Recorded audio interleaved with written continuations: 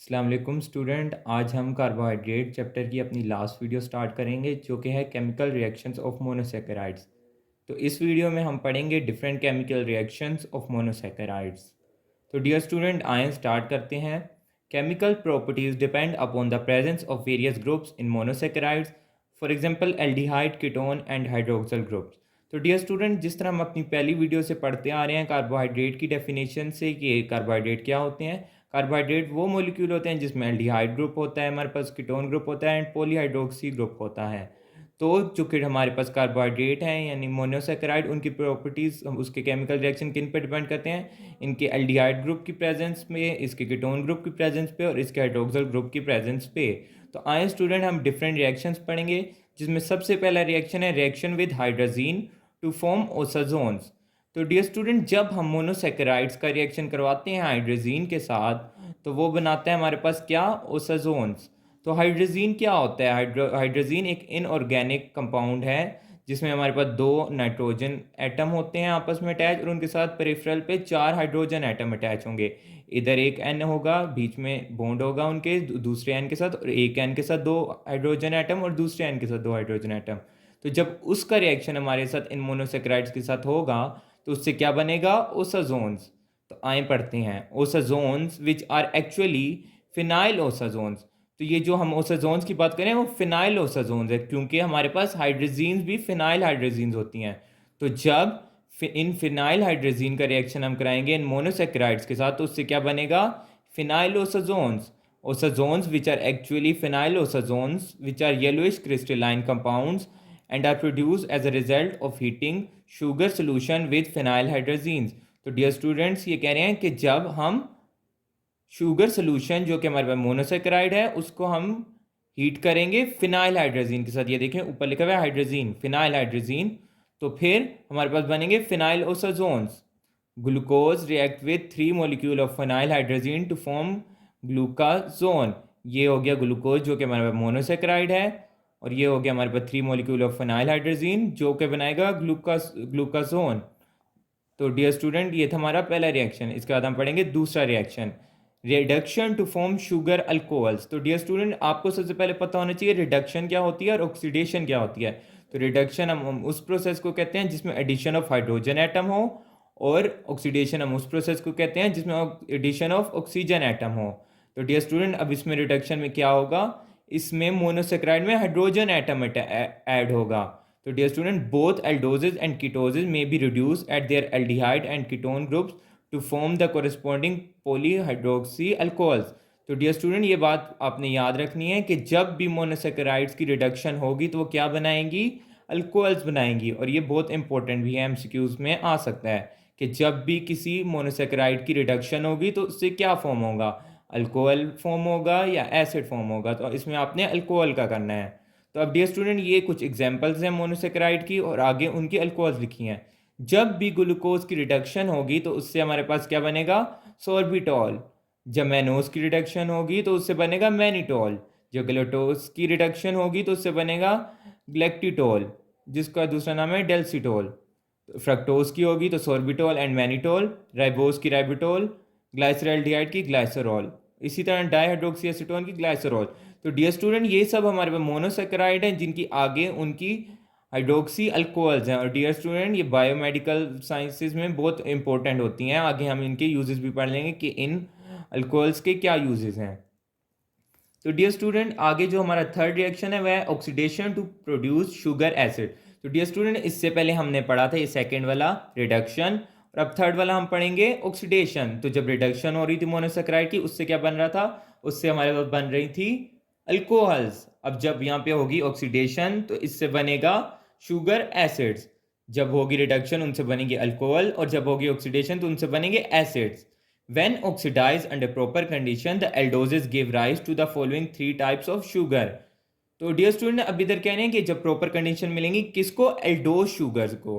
तो वो हमारे पास थ्री टाइप्स के एसिड बना सकती हैं जिनके नाम है glucuronic acid, gluconic acid and glucaric acid. अब डियर स्टूडेंट इसमें फ़र्क क्या है? इसका फ़र्क इंपॉर्टेंट है कि इसमें क्या फ़र्क है। जब भी हमारे पास कोई मोनोसेक्राइड होगा और अगर उसकी ऑक्सीडेशन हुई कार्बन 1 पर तो हमारे पास बनेगा ग्लूकोनिक एसिड, और अगर कार्बन 6 पे ऑक्सीडेशन हुई तो उससे हमारे पास बनेगा ग्लूकोरोनिक एसिड। और अगर कार्बन 1 और कार्बन 6 पे ऑक्सीडेशन हुई तो उससे हमारे पास बनेगा ग्लूकेरिक एसिड। तो डियर स्टूडेंट, ये बहुत ज़्यादा एमसीक्यूज का इंपॉर्टेंट क्वेश्चन है। इस तरह का एमसीक्यूज आपके पास आ जाता है। If monosaccharide is oxidize at carbon 1 तो कौन सा एसिड बनेगा? चॉइसेस आपके पास होंगी gluconic acid, glucuronic acid, glucaric acid. तो आपको पता होना चाहिए कि कार्बन 1 पर ऑक्सीडेशन हो तो उससे बनता है ग्लूकोनिक एसिड, और अगर कार्बन 6 पे हो तो उससे बनता है ग्लूकोरोनिक एसिड। या तो ऐसे भी आ सकता है कि when monosaccharide is oxidized to glucuronic acid, oxidation is occurred at which carbon? Carbon 1, carbon 6 या कार्बन 1, कार्बन 6। तो आपने करना है कार्बन 6। तो डियर स्टूडेंट, इसके बाद हम पढ़ेंगे एक नेक्स्ट रिएक्शन जो कि है reducing action of sugar in alkaline solution. तो डियर स्टूडेंट, जब भी ये होंगे मोनोसेक्राइड हमारे पास अल्कलाइन सोल्यूशन में तो उनका एक रिड्यूसिंग एक्शन होगा। आइए पढ़ते हैं। Sugars in alkaline solution are very powerful reducing agents. तो डियर स्टूडेंट, जब भी ये शुगर हमारे पास अल्कलाइन सोल्यूशन में पाए जाएंगे तो ये एक पावरफुल रिड्यूसिंग एजेंट का काम करेंगे। तो डियर स्टूडेंट, फॉर एग्जांपल हमारे पास कोई एजेंट होता है, उसका कोई काम होता है, तो ये कौन सा एजेंट है? ये एक रिड्यूसिंग एजेंट है। एजेंट्स भी हमारे पास दो टाइप के होते हैं, एक होते हैं ऑक्सीडाइजिंग एजेंट्स और एक होते हैं रिड्यूसिंग एजेंट। तो ये रिड्यूसिंग एजेंट है तो इसका काम होगा दूसरे को रिड्यूस करना, और जो दूसरा होता है ऑक्सीडाइजिंग एजेंट उसका काम होता है दूसरे को ऑक्सीडाइज करना। तो जब भी हमारे पास अल्कलाइन सोल्यूशन में शुगर होगा तो एक रिड्यूसिंग एजेंट का काम करेगा। And the sugar are oxidize to complex mixture of acids. तो ये दूसरे को तो रिड्यूस कर देगा और ये इटसेल्फ हो जाएगा oxidise in presence of these ions, copper ion and silver ion.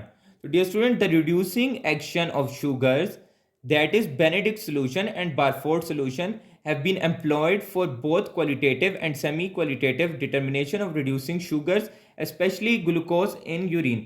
तो डियर स्टूडेंट, ये जो प्रॉपर्टी है हमारे पास शुगर्स की, इस प्रॉपर्टी को हम इन टेस्ट में यूज़ करते हैं जो कि हमारे पास बेनेडिक्ट सोल्यूशन और बारफोर्ड सोल्यूशन। तो डियर स्टूडेंट, अगर ये मोनोसेक्राइड हमारे पास प्रेजेंट हुए तो ये अपना रिड्यूसिंग एक्शन दिखा देंगे और ये रिड्यूस कर देंगे, जिससे हमारे पास एक क्वालिटेटिव एक कलर चेंज आएगा, जिसको हम इस टेस्ट को यूज़ करते हैं to find out the presence of reducing sugar in urine. Dear student, next action है हमारा एक्शन ऑफ एसिड्स। इसमें हम पढ़ेंगे monosaccharide are resistance to action of hot dilute mineral acid. तो डियर स्टूडेंट, ये कह रहे हैं जो हमारे पास मोनोसेक्राइड होते हैं वो रेजिस्टेंट होते हैं किससे? डाइल्यूट मिनरल एसिड से। But strong acid remove water from sugar converting them to furfurals which condense with phenol to give characteristic colour products. तो डियर स्टूडेंट, ऊपर हमने पढ़े थे दो टेस्ट जिनका नाम था Benedict solution and Barfoed solution. तो डियर स्टूडेंट, ये टेस्ट हैं बेनेडिक्ट टेस्ट और बारफोर्ड टेस्ट, ये यूज होते हैं for to find out the presence of carbohydrate. इसी तरह हमारे पास एक और टेस्ट होता है जिसमें हम वो जिसका नाम है मोलिश टेस्ट। तो इसमें हम स्ट्रॉन्ग एसिड जो होता है वो रिमूव कर देता है वाटर को और डिहाइड्रेशन, और वो एक फुरफुरॉल कंपाउंड बना देता है जो कि कंडेंस हो जाते हैं फिनॉल के साथ और वे एक अपना स्पेसिफिक कलर देते हैं। अब ये देखें आप, राइबोस इज़ अ शुगर जो कि हमारा फ्यूराइल एल्डिहाइड बना देगा और उससे वाटर रिमूव हो जाएगा। तो आप ये देख रहे हैं जब वाटर रिमूव हुआ तो ये इसने बना दिया हमारे पास फुरफुरॉल, और फिर ये फुरफुरॉल कंडेंस होगा फिनॉल के साथ और देगा एक स्पेसिफिक कलर जो कि हमें बताएगा कि इसमें कार्बोहाइड्रेट प्रेजेंट है, और इस टेस्ट को हम कहेंगे मोलिश टेस्ट। तो डियर स्टूडेंट, अब जो हमारे पास सिक्स रिएक्शन है उसमें हम पढ़ेंगे एक्शन ऑफ बेसिस। ऊपर हमने पढ़ा था एक्शन ऑफ एसिड, नीचे 6 में हम पढ़े हैं action of basis. dilute basis solution at low temperature can bring about rearrangement of groups about anomeric carbon atom। तो डियर स्टूडेंट, हम ऊपर पहले पढ़ चुके हैं कि anomeric carbon atom क्या होता है, and its adjacent carbon atoms e.g. glucose can be changed to fructose and mannose। तो डियर स्टूडेंट, जब एक्शन ऑफ एसिड्स था, जब एसिड रिएक्ट करेंगे मोनोसेक्राइड के साथ, वो क्या करेंगे? वो उनकी डिहाइड्रेशन कर देंगे और उनको कन्वर्ट कर देंगे फुरफुरॉल्स में, और फुरफुरॉल कंडेंस होकर फिनॉल के साथ बना देंगे एक स्पेसिफिक कलर कंपाउंड। लेकिन जब उनका रिएक्शन होगा बेसिस के साथ तो वो कर देंगे कार्बन एटम की रीअरेंजमेंट और वो एक बना देंगे दूसरा molecule. For example, glucose can be change to fructose and mannose. तो डियर स्टूडेंट, इसके बाद जो अगला रिएक्शन है वह है formation of glycosides. Glycosides are compounds in which carbohydrate residue such as glucose is attached by acetyl linkage to anomeric carbon atom to an alcoholic residue called glycone which is non carbohydrate. तो dear student ये आप बता रहे हैं कि हमारे पास monosaccharide से ग्लाइकोसाइड्स भी बन सकते हैं, और ये है ग्लाइकोसाइड्स की डेफिनेशन कि ग्लाइकोसाइड्स क्या होते हैं।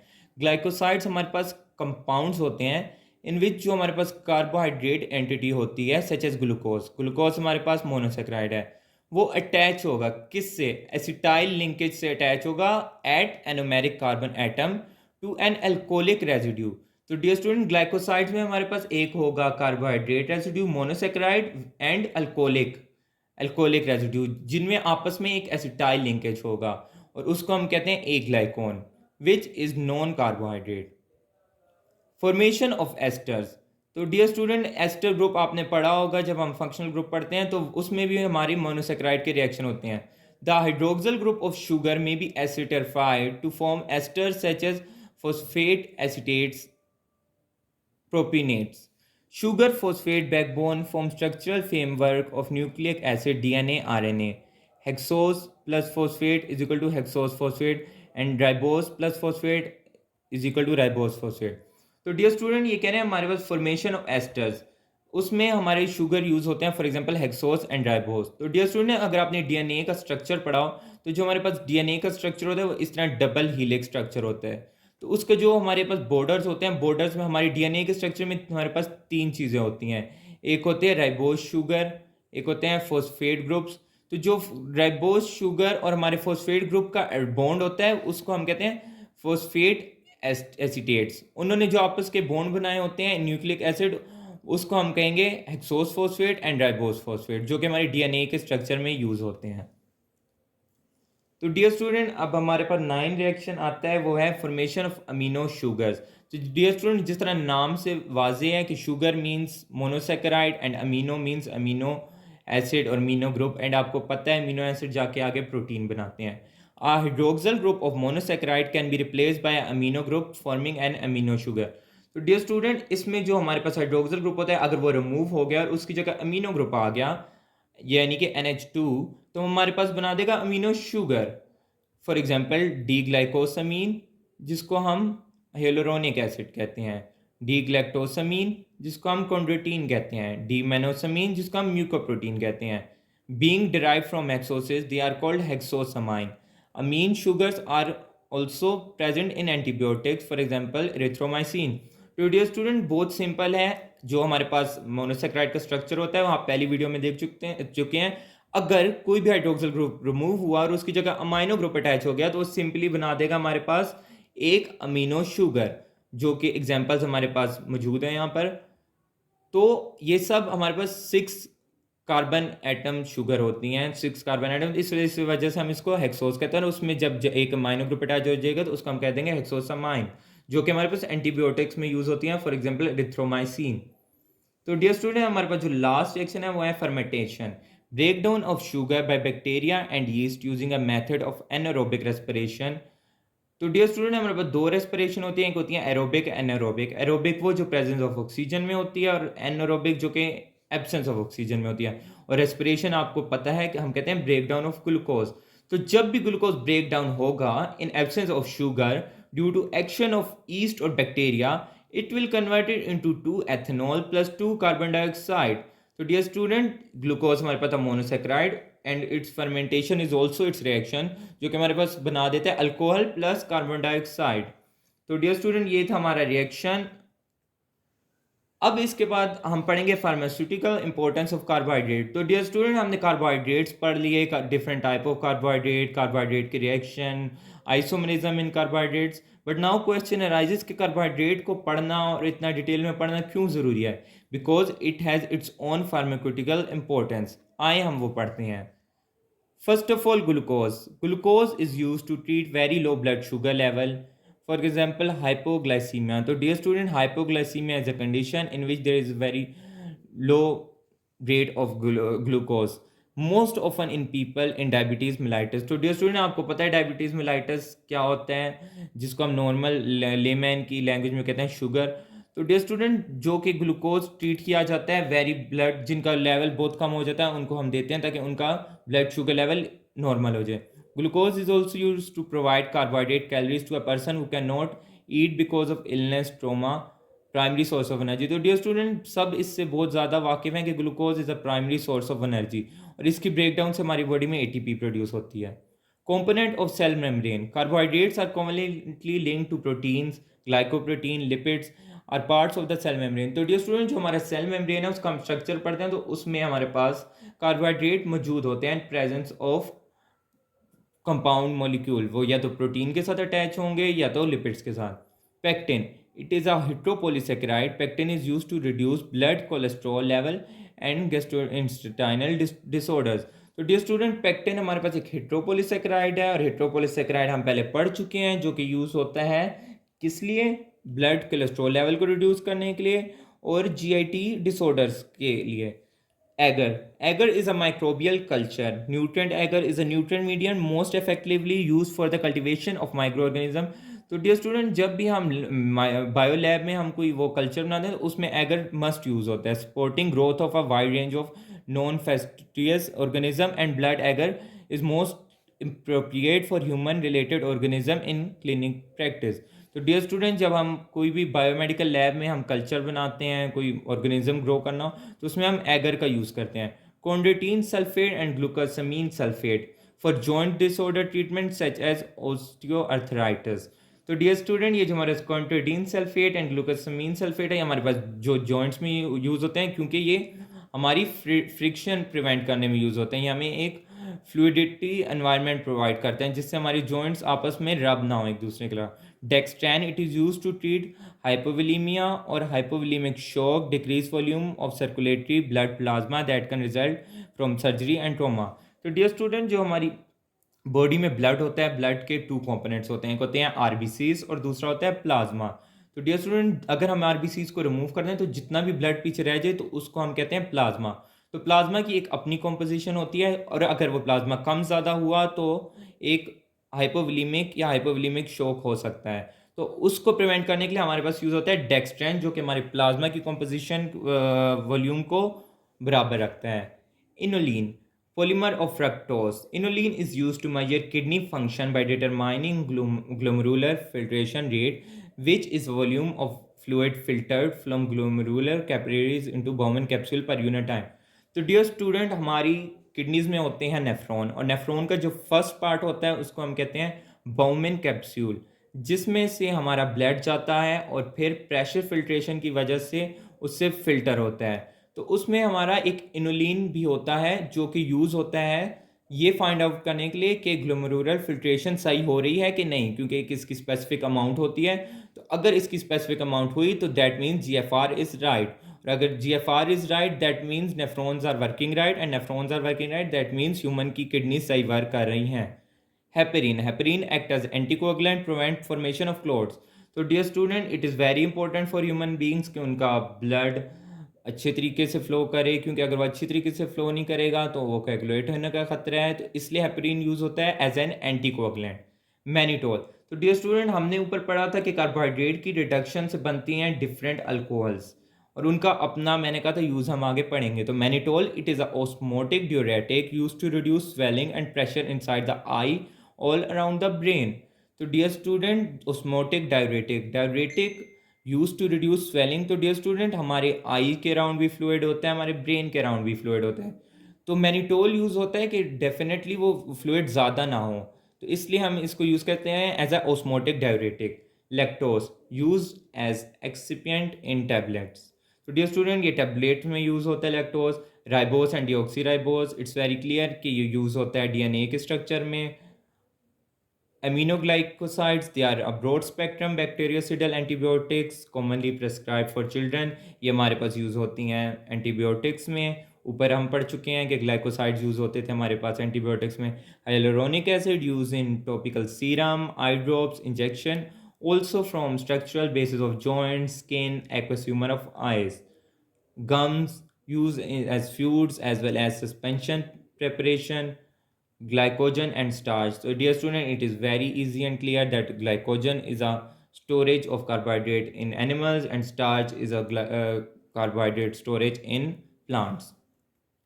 तो डियर स्टूडेंट, ये थी हमारी कार्बोहाइड्रेट की लास्ट वीडियो। आई होप आपको समझ आई हो, और अगर इसके बावजूद भी आपकी कोई क्वेश्चन हो, कोई क्यूरी हो, तो आप इसके कमेंट सेक्शन में कमेंट कर सकते हैं, और आप इसके बाद हमें बता सकते हैं कि हम नेक्स्ट चैप्टर कौन सा शुरू करें, कि हम पहले प्रोटीन का चैप्टर स्टार्ट करें या पहले लिपिड्स का स्ट्रक्चर स्टार्ट करें।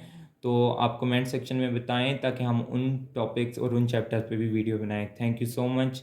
अगर आपको वीडियो अच्छी लगी हो तो like, comment and subscribe it.